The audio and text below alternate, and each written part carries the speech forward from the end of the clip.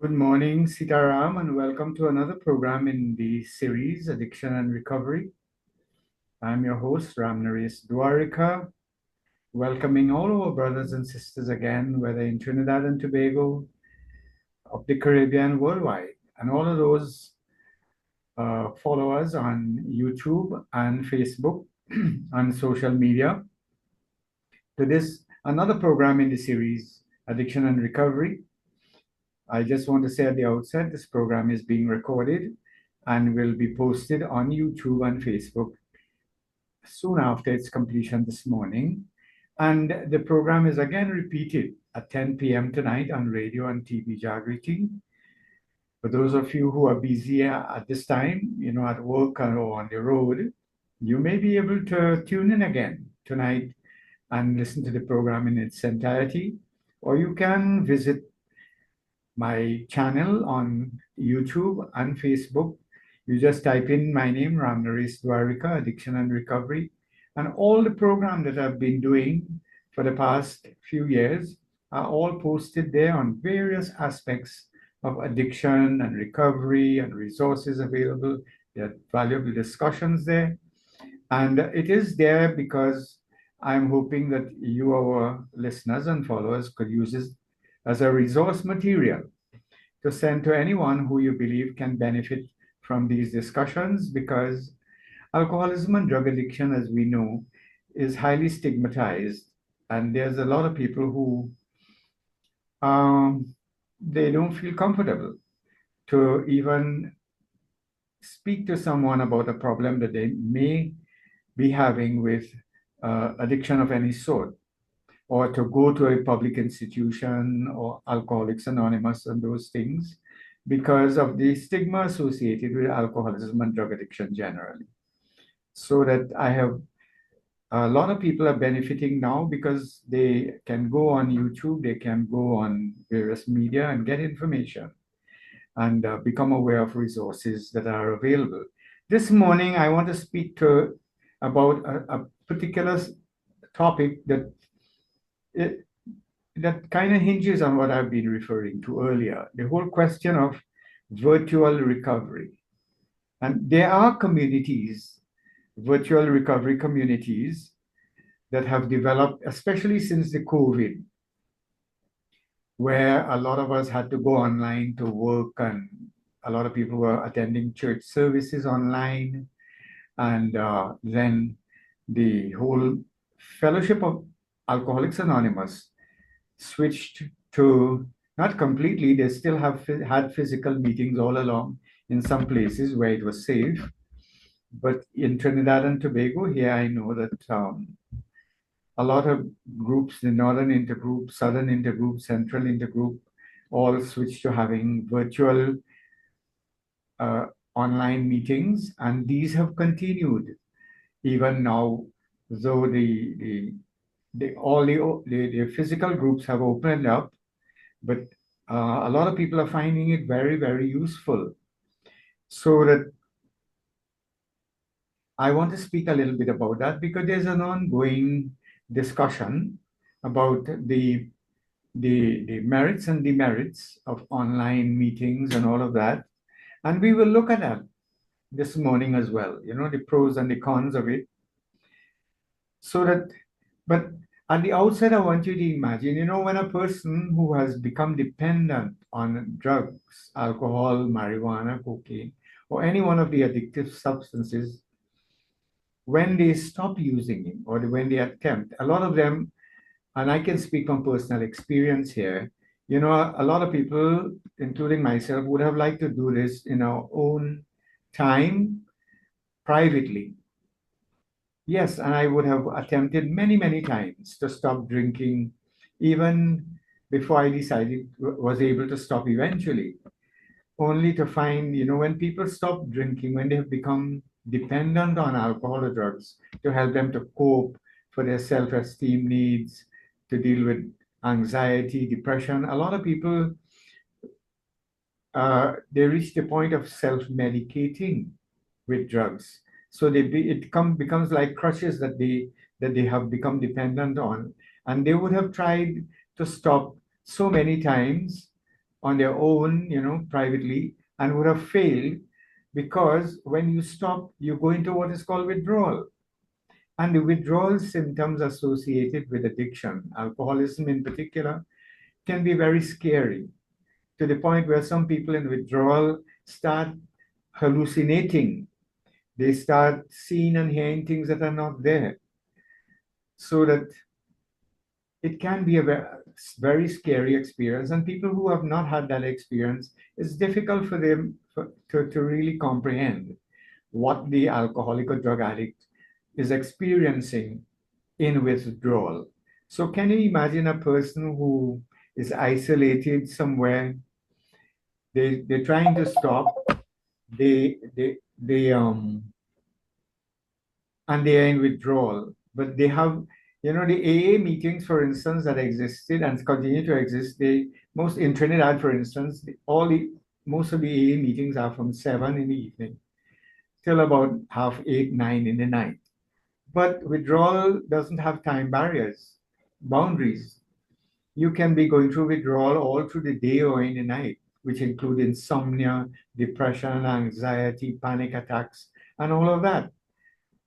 And that is why it has become very, very useful and practical to have access to virtual meetings, because in the middle of the night there are meetings going on in the world 24/7. Even as we speak, there's a meeting going on in New Zealand. There are meetings that go for all round the clock meetings, they call them. So that, can you imagine, in a split second, you can now join a group of people who understand what you're going through, who you probably know as well, who you have a relationship and you have access to, and you can speak to them and they can give you valuable advice, and counsel you as to how to cope with what is happening. That is a tremendous asset that is available and it is now being used. There are people in Trinidad who are attending meeting in South Africa, in England. Even though there's a time difference, they are able to, within seconds, they are greeted by faces and voices from around the world, offering support and understanding. And that is something that is critical, that could sustain a person. Because I have seen so many people in my practice who I know they are honest and well intentioned. They are highly motivated to stop.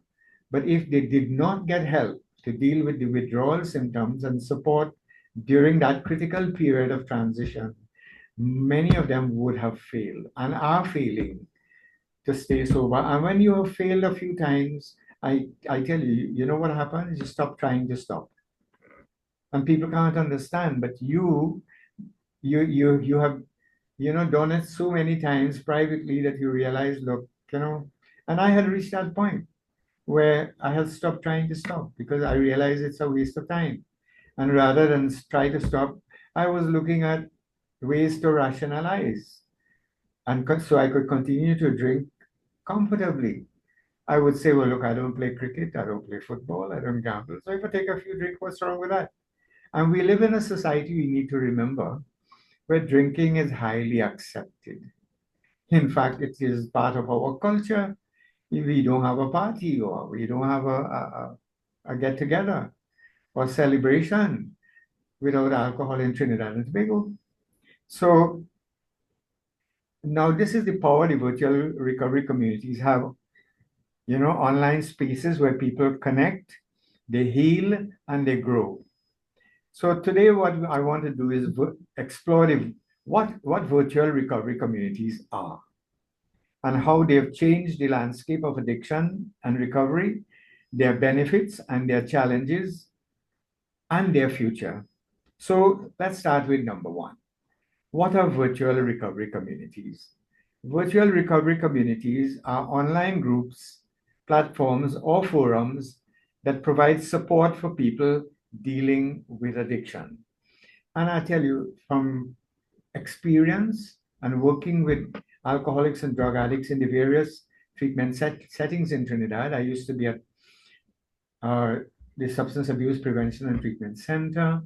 I was also director at the Piparo Empowerment Center. So I can tell you from first hand that these support groups, family support, family understanding after a person has stopped, and Alcoholics Anonymous, Narcotics Anonymous in particular, has been the most successful programs in the world today in helping people to stop and to stay stopped.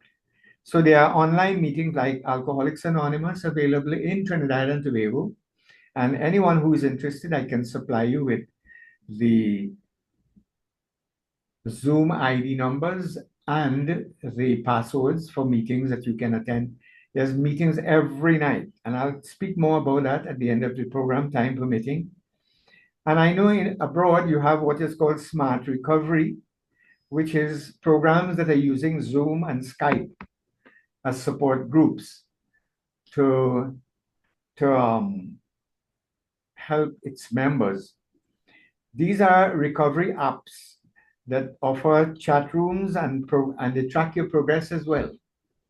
So that just like you have apps now to go to do your banking, you have apps to pay your bills, you have apps for so many things. Apps meaning applications for those who are not so uh, technical savvy. And then there's social media groups dedicated to sobriety and peer support. Now, I know a lot of people in Trinidad, I can say from first-hand experience and working in the field here, a lot of people, they go to their online meetings in the evening. It's when it's convenient to them, and they are, so that they are able to still go to their jobs and do all the other, meet their other responsibilities, and still be able to attend the meetings. So that there are also now forums online for counseling and so on. And well, I have done some of that online myself. And at their core, these communities use technology to connect people to what I would say is called hope, guidance, and accountability. So that why virtual recovery communities are growing? Because this all started during the COVID epidemic. You know, sometimes, and it is good to reflect on this, sometimes out of a crisis, we challenge, humanity is challenged to come up with alternatives. And you know the old saying, necessity is the mother of invention. And out of necessity during the COVID, we started to explore other options. And this is why the virtual recovery, the online meetings started in Trinidad and Tobago. And let me speak about some of the advantages I have found. From my own experience, I know when I counsel people and I suggest to them, go to AA meetings, I could see on their faces, no, no, no.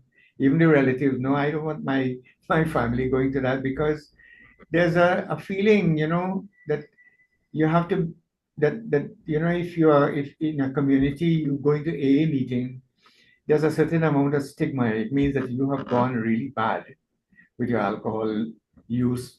And it is a way of openly identifying that you have now become unable to manage your drinking and that sort of thing. And a lot of people resent that kind of labeling and would rather not have to deal with that in their communities.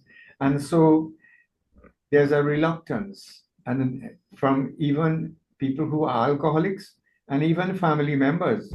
You know, I've had mothers say, look, I don't mind your counsel, my son, you know, one on one, but I don't like the idea of him having to go to a meeting, because the whole community is going to find out, you know, he's an alcoholic. And especially if the son is or the person is a budding professional or a professional. So that these people who are really, I mean, valuable members of our society, they deny themselves that facility. And again, medicine and the church put together only have a 3% success rate. It is estimated by researchers, while Alcoholics Anonymous and Narcotics Anonymous has a almost 85% success rate with the people who go to them overall. So why deny yourself of that? But again, the stigma. But again, thank God, I would say, and circumstances, that today, because of the technology, people can still go to these meetings without the worry of being stigmatized. People in remote areas who can't, who don't have transport or their own uh, ability to, if they're not ambulant and all of that, they can still attend meetings. And so that accessibility is one of the strong points of the online meetings, in that anyone, anywhere, once you have internet or data, even if you don't have physical connections with the telephone lines and all of that, people now have data. They're using GPS and all of that to connect from anywhere in the world. You could be in Greenland or in the North Pole or South Pole. You can connect with an AA meeting. In the old days, I remember there used to be uh, a fellowship that was kept alive by people writing letters, you know, to each other. They belong to a mailing group where they would write letters to each other and respond and so on. Now that is a thing of the past. And then the other strong point of the online meetings is that the whole question of anonymity is much more assured. I know in the physical meetings, anyone attending a physical meeting, the chairperson will always remind at the beginning of the meeting that whatever you see here, whatever you hear here, you leave it here when you leave here. But there's no guarantee that once a person saw you in the meeting, they know that you are a member of the fellowship or you are going to attending. And there's no guarantee that they will not tell someone else, I saw Mr. Dwarika in the meeting, or so and so and so. So that with the online meetings, anonymity is secured because you can turn your video off. You can change your name and put another name, for instance, a mnemonic, anything you prefer to say. Or some people just put a number, and you can remain anonymous until you feel comfortable when to let the group that you belong to see what you look like, and see and become aware of your identity. I know there's a lot of people who have attended for quite a while before they actually declared themselves a member of the group and revealed who they were. And that is kept secret. And at any rate, in AA and NA, you don't tell your whole name. You just give your first name, and you do not have to say your profession. You are encouraged not to indicate what your professions are, so that anonymity is assured. And then there's flexibility. As I mentioned before, the physical AA meetings in Trinidad, for instance, most of them are on an evening between 7 and 9.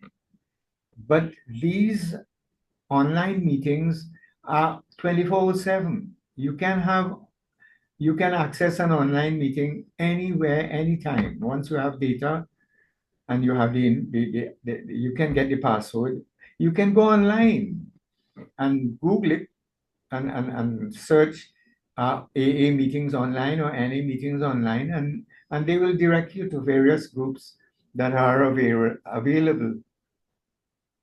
Now, a little history, of course, the lockdowns during the COVID pandemic necessitated this out, because in Trinidad, for instance, all the schools, most of the AA meetings in Trinidad are held in schools and churches and community buildings and so on. And all of these were locked down during the COVID pandemic. And so that there were, I know, few in-house meetings. In fact, in my community, some members got the bright idea of opening up a meeting in the farms, that is in the garden area, in the agricultural garden area. There was a little shed there. And that meeting has continued even though the pandemic is over. So a lot of meetings that started during the COVID because of the lockdowns have persisted now because a lot of people find greater comfort or convenience in attending these meetings. And then there's a global connection. There are people from Trinidad, members I know from Trinidad, who now are invited to speak on international forums to share their experience, strength, and hope. And they have a following, when they are attending, members of their group attend to support. And so there is a networking now between Trinidad AA and North America, Canada, England, and so on, which really did not happen pre-pandemic. In the old days, people were not really fellowshipping like that. And that's a tremendous benefit because now you have people every night from all over the world attending meetings in Trinidad, the online meetings. They are attending the meetings in Trinidad, and there is that camaraderie developing that redound to the benefit of so many other activities. People visit each other now. They come down to Trinidad and they visit the fellowship here, and people from here, when they travel up to the States or Canada, are able to meet with friends they have met online there. So for many, these virtual spaces have become a lifeline, and it is available, and I know that other support groups are also now taking advantage of this. You have the Al-Anon family groups that are meeting online. You have Tobacco Anonymous. You have so many other Gamblers Anonymous, Overeaters Anonymous are meeting online, and they are supporting each other and encouraging each other and sharing. They're all using similar programs in for the AA and NA and gamblers and all of that. It's the same 12-step program that was used and is used by Alcoholics Anonymous, that was developed for that fellowship, is now being used for all the other 12-step program support groups. Sorry.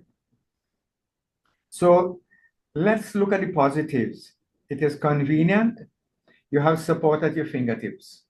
You don't have to walk, drive, and especially in areas where there's high crime rates and people are afraid now to leave their families unattended in the night to go to a physical meeting, they can stay at home, be with their families. And as I say that, I know, sorry, the family members as well, sometimes they sit in and they are becoming more sensitized. A wife is not sitting home and worrying, I wonder if my husband went to the meeting or didn't go to the meeting or he went somewhere else.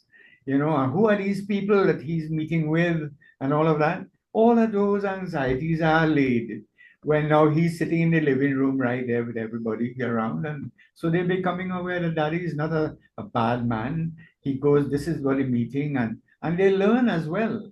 I know most of the meetings that we have here are open meetings, so family members can assist. I know family members also assist those who are not technologically capable to access the meetings and sometimes even guide them, because some people do not know how to mute their microphone, how to switch off their video cameras and all of that, so that the whole family is getting involved in the support in the activity, in the meetings, and becoming more assured that their loved one is actually attending the meetings, and they're having discussions after, which helps in the whole healing process of and has tremendous therapeutic benefits for the family, because we know alcoholism is not an individual illness like other bacteria and other virus illnesses and so on. This is a family illness. And so that it is important that the family heals along with the alcoholic or the drug addict, so that when they know that, look, he or she is going to the meetings, that they all become involved, then they hear what is happening. And by listening sometimes to the contributions, they themselves learn that, look, the nature of alcoholism, and it could become something that could prevent the younger ones later on. Because I know a lot of people whose parents have gone to the meeting, and now that they are adults, they speak about, how they learned about some of these things, and it can have a deterrent effect on young people so that they don't go on to use alcohol, because we know alcoholism is genetic and it also can be a learned behavior. So children who ancestors are alcoholics and drug addicts are sometimes genetically predisposed to becoming addicted. And those who grow up in that environment also learn. It could become a learned behavior. But when they sit and they learn, they attend Al-Anon or Alateen, and they become, associated with what is happening, what the parent or the sibling is attempting to do in recovery, it can have a positive effect on those as well. Now, another strong point is that it reduces isolation. You're really never truly alone after, because now you're meeting your groups, and what is happening out of the groups, the Zoom meetings, the people are attending AA online, those same members now have chat groups on WhatsApp that they're using to, you know, and I am also privy to some of what happens in these chat groups. People are talking about, what you're cooking for today, and they're socializing on the chat group so that members develop a we-ness, a cohesiveness that makes the group stronger. They don't, instead of just being a meeting place at 7 o'clock, it is becoming like a family where you really feel a sense of belonging. So, you have people who will get up and say, "Good morning, brothers and sisters. How are you all this morning?" And they start talking to each other in these chat groups, and they have a relationship that culminates with the meeting as well, so that it reduces isolation. There's also diversity. Here now, if you live in this community, mostly ethnic Indian people, in Felicity where I live, if you are going to a meeting here, you mostly see one kind of people. But in these online meetings, you have people from all over the world coming from different cultural backgrounds, orientation, with certain other belief systems and so on, in terms of religion, Christians, Hindus, Muslims. They all meet on these lines and realize with weight, not only this ethnic group suffers with this, or this religious, this if you follow this religion, you're more prone to addiction. You begin to realize that addiction cuts across all boundaries, rich, poor, black, white, yellow, whatever, Hindu, Muslim, Christian. It doesn't matter whether you're in North America or in Greenland or in the middle of Africa. If you interfere with alcohol, you continue to drink, there's a high risk you could become addicted. And the same program that works for you in Trinidad will work for the people in North America, or vice versa. So that is a tremendous um, impacting point when you look at recovery. You realize you're not alone, or you're not different, because these are issues that alcoholics and drug addicts face all the time. They feel that they are an exception to the rule, and this is why they sometimes they refuse to take treatment, especially if you're living in the high class areas, and you belong to that upper and middle class and so on. You can't, you know, identify with the problems, but it doesn't matter. These alcoholism and drug addiction is not a respecter of anyone, irregardless to your status or class or ethnicity or religion or anything. And then, of course, the anonymity that it provides reduces the fear of being judged by other people or your peers or by your community. You understand? Now, a lot of people go to clinics, they go to their AA groups, they come for counseling and so on. But the online meetings, and I have been using that, or that is a very, very useful tool I have found a lot of people because of this program, they contact me and they make arrangements by appointment to come and see me for counseling and rehabilitation. And in my practice, I offer acupuncture as a method of dealing with the withdrawal symptoms rather than people going on other psychotropic drugs. And I did a program a week ago on the use of the merits and demerits of using psychotropic drugs in recovery. And you can access that on my YouTube channel. But in addition to the counseling, I strongly suggest that to people who are addicted to substances to attend AA or any support groups. And I give them the number and the ID number and the password. And I do follow up as to whether, when they come back, if what was the experience like. And they're all positive experience. Those who are attending meetings, they do far better than those people who do not attend meetings. There are several researches that have shown that people who leave treatment or counseling and they get enrolled in a support group, they do far better than people who try to go and do it on their own. So that the online meetings have become a very, very useful supplementary support tool, and it complements the in-person meetings as well. So my suggestion is, especially to people who visit me here, is that and a lot of people they take the suggestions, they join an online meeting, but they also in time join a physical AA or NA group as well.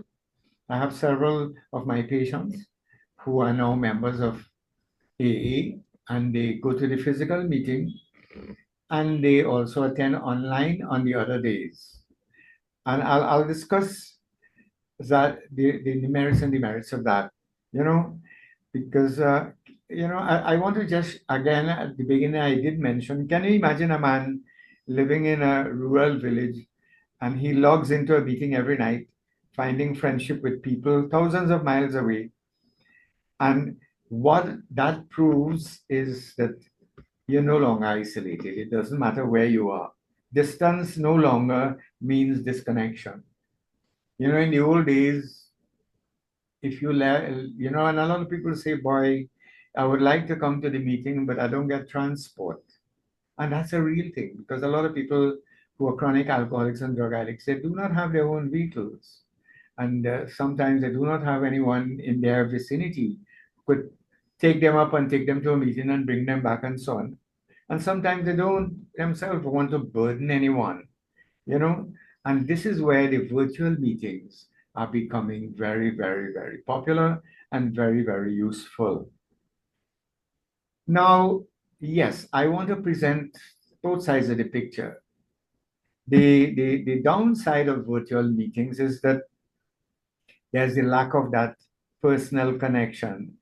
A lot of people miss the energy of face-to-face meetings. When you go to a face-to-face meeting, I have heard so many people say, boy, one of the things that made me feel comfortable when I went to my first meeting, referring to face-to-face meeting, was that shake hand I used to get.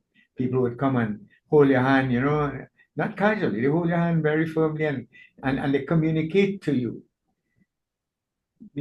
Eye contact, I'm happy that you're here. There's no substitute for that.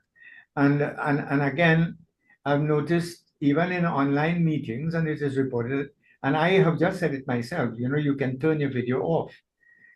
So you protect your anonymity, but that reduces the effect that you're, even when you're giving a contribution, when you're speaking, when people can't see what you look like, it reduces the value of what you're saying, because we communicate not only with words, we communicate non-verbally with our expressions, with our affect, as it is called in psychiatry, so that people can see the emotions registering on your countenance when you're speaking, and that reaches the heart of the other people. But when you have your video turned off and you're speaking, it doesn't matter what you're saying. We don't know if you're smiling while you're saying that you're crying or you're describing a sad situation. So it really reduces the impact of what you're saying. And then this is a reality. There's still a lot of people, including myself, who are technologically challenged. And I know a lot of people, I mean, they do not really know how the cell phone is still a new thing. FaceTime and WhatsApp and Zoom and all of that seem like, gibberish to a lot of more the elderly, the older people. And most of the people, the majority of alcoholics are usually people over 35. They're not the Gen Z age group people who are, my little great grandchildren. They can, I tell you, they can text as faster than I could type in a typewriter. And so that is one of the drawbacks. The a lot of people are not being able to use the technology initially and even now. And then there's also concerns for privacy because we're hearing about big companies being hacked. You know, just on the news this morning, there was an item of the airline companies being hacked now by these people. And I've heard reports of people who are, you know, um, trolling, they call it, I think, into even AA meetings. And so you have the people who are hosting AA meetings and any meetings, they have to put up security measures to prevent that and warn the members. I've attended meetings on Zoom where the chairperson, the facilitators have warned of the attendees not allowing anyone else to come into the meeting without the host's permission. So there are always these things, and I've heard a lot of members raise the concerns, of whether they could be recorded while they're speaking or their anonymity could be compromised and people can share their information and all of that. These are real fears, but I know that there are a lot of things in place to to mitigate against these. And then there's the whole new question. About 3 programs ago, I spoke about digital addiction, which is a reality right now, especially with young people, children of school age and so on, and even preschool age children are now using their phone and spending a lot of time. There's what you call screen fatigue because now you have the laptop, you have the tablets, you have television, you have the phone, and they're all screens using the same sort of lighting and all of that. And people can really your eyes can get tired. It can get affected if you've been spending so much time, especially if you're close to the equipment, like you have to be with your phone. And then the online meetings allow for some amount of distraction because of the fact that people can turn their video off. I suspect that there are a lot of people who they're within earshot of the meeting. They're just listening, but they're not really paying attention to the meeting. They're cooking, they're doing their laundry, they are engaged in other activities.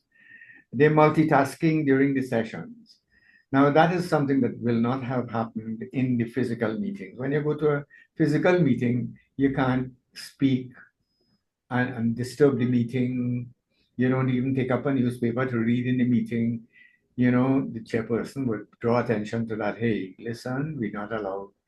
People are supposed to turn off their cell phones in a physical meeting so they don't disturb those who are contributing and so on. So that's a big difference. These are some of the downside of the online meetings. And these are real concerns, and they must be addressed if virtual recovery is to remain strong. So I've made some comparisons between the virtual meetings and the in-person meetings. Of course, both approaches have their strengths. In the in-person meetings, there's a physical presence, there's the body language, there's the hugs, there's the community spirit, you understand? And people after the meeting, they have a sandwich, they have coffee. A lot of these happen maybe in the online meeting, but you have to make your own coffee and sit by yourself and drink it and eat your sandwich, turning your video off. But it doesn't allow for that kind of camaraderie that happens even after the physical meetings where people just don't up and leave. And, a few people who have other pressing matters may leave. But I know a lot of people sit around and they talk and they chat and so on. Now, the same thing happens in the online meetings. After the meeting, there's a lot of people who have the time and who probably have difficulty going to sleep anyhow, or who go to sleep that early. They stick around and they continue to chat and so on about recovery matters. But at the same time, the virtual meetings, of course, affords the benefit of flexibility that you can attend whenever you want. You can leave when you want. You don't have to go start your car or anything. You can leave, and you can chat, send a text to the rest of the group and say, look, I'm sorry, but I have to leave at this point without offending anyone. So that it allows for that kind of flexibility. And the major thing is that you have 24/7 access, which I think is really, really a very, very strong point. The truth is that many people do best with a hybrid model, combining both worlds. And this is what I recommend to my clients, you know, especially those in Trinidad or wherever you are. If you can find a physical group that you belong to, because in these physical groups you get a chance to serve in a much more elaborate way, for want of a better word. In a physical meeting group, you have the position of coffee man, people who making the sandwiches, the secretary, who taking notes at every meeting and so on, of who attend and so on, and giving accreditation to people who might need an accreditation to take to the court, because a lot of people now are being referred from the court system. Those who were arrested and charged for drunken driving and all of that, there are people who are referred because of domestic violence or whatever, would be once the the magistrate realized that the underlying cause of the problem, the disturbance, the conflict, was as a result of drug use, they are sending people to the AA and NA groups. And at the end of the meeting, the secretary of the group usually writes an accreditation that they did attend the meeting. And these are very powerful tools lawyers are using to mitigate against severe sentencing. I also know that some people are using it to just get themselves off the hook and get back their license. But in a lot of instances, that introduction to AA sticks, because I know also of a lot of people who came because of that, only to realize, hey, here is an opportunity for me to really get help to deal with my drinking or drug problem. And they stayed. So the hybrid model seems to be the best combination, where you attend your meeting on a Sunday or a Monday or whatever evening in your community, and then the rest of the week you can attend when it's convenient to a hybrid meeting just from your living room, or your study, or from your bedroom for that matter. And looking ahead, I think with the technology we can expect more and more opportunities for online meetings, more apps, more platforms designed for recovery. Not only Alcoholics Anonymous and Narcotics Anonymous, but there are other methods that are being used using cognitive behavior therapy, modification, and so on, CBT, and all of those things, which is also helping. There are many other methods that are available. And again, in some meetings, of course, the virtual meetings actually give you the feeling that you are in the same room with all these people, which is not too far different from the physical meetings, And I think, when we look at, even at my age, I know a lot of people find it difficult, but now almost the whole world is moving towards technology. Now you are being encouraged to pay your bills online, which so that people who are not ambulant, who are not well, who are aged, and so on, they can stay from home and track their banking. They can pay their bills. Now they are encouraging people to start a bank account. I saw it being advertised online. You could apply and start a banking account online.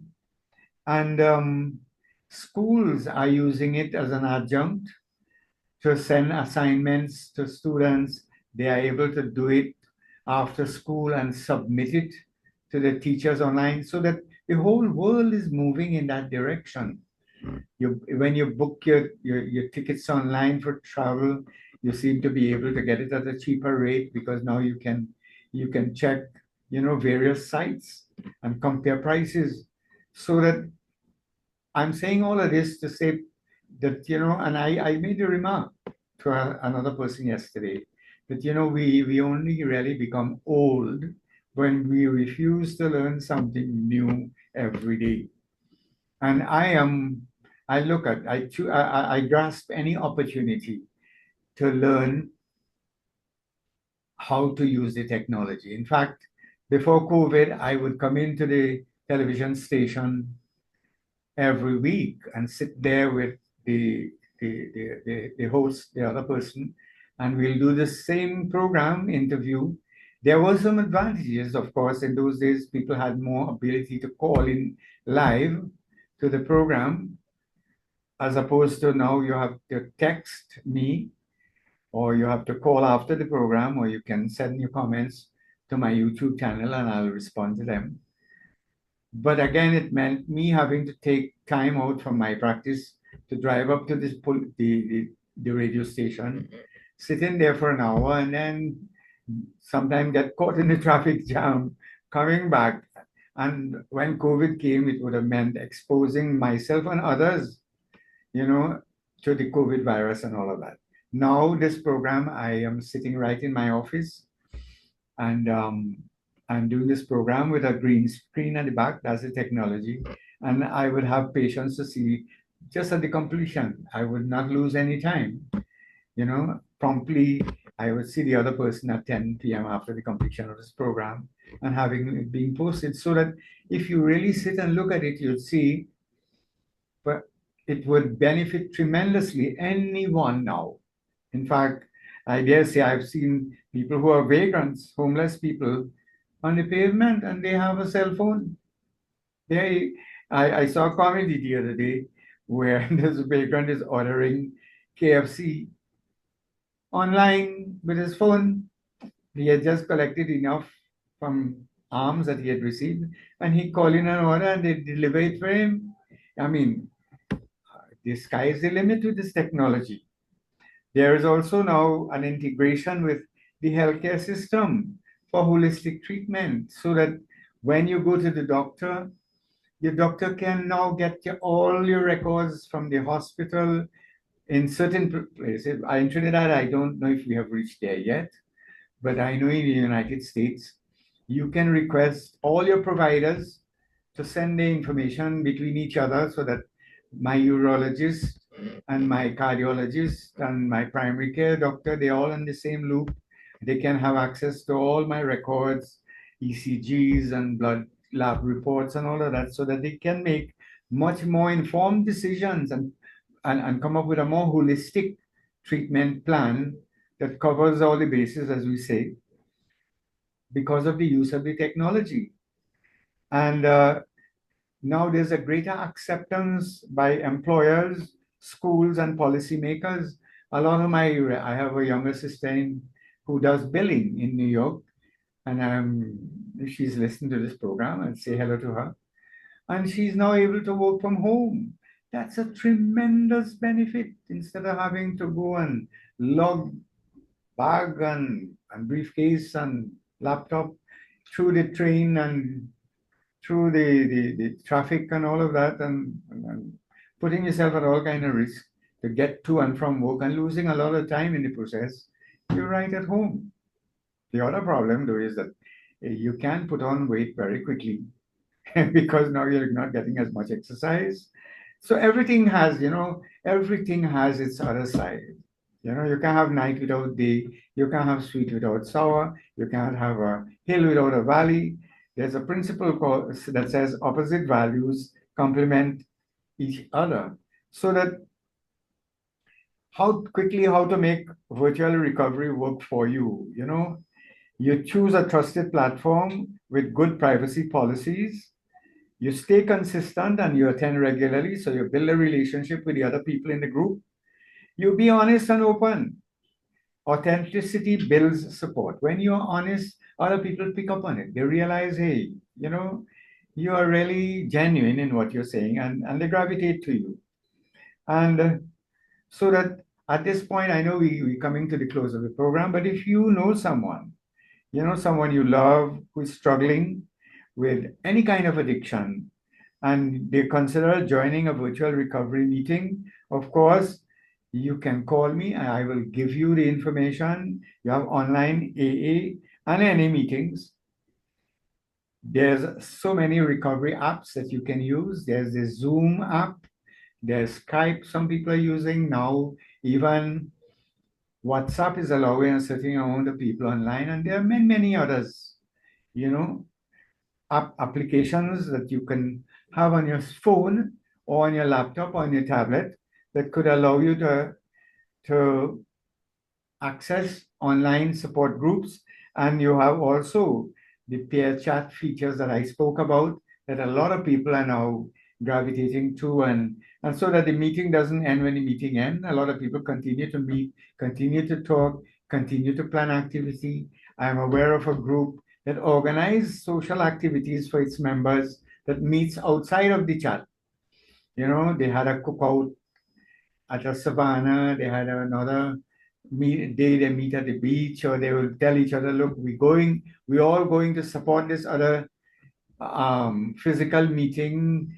I remember the last time when the local chapter of Alcoholics Anonymous had their general service convention or their regional conventions. A lot of members from the online groups were there supporting, and this build communities and relationship. So finally, I want to say, that addiction thrives in isolation and recovery thrives in connection. I'll say that again. Addiction thrives in isolation and recovery thrives in connection. So that virtual recovery communities have proved that healing doesn't depend on geography. It depends on people coming together wherever they are. So, to everyone watching and listening, I want to let you know that help is out there, whether across the street or across the world. I want to thank you for sharing this time with me this morning. And let's continue building stronger and more connected communities for recovery. And to do that, all you have to do is after the program, you can call me and I will give you the information and you can connect with people in Trinidad and Tobago and worldwide. So I want to thank you all again. I want to thank the radio and television station for hosting this program free of charge every week to as a support for brothers and sisters. And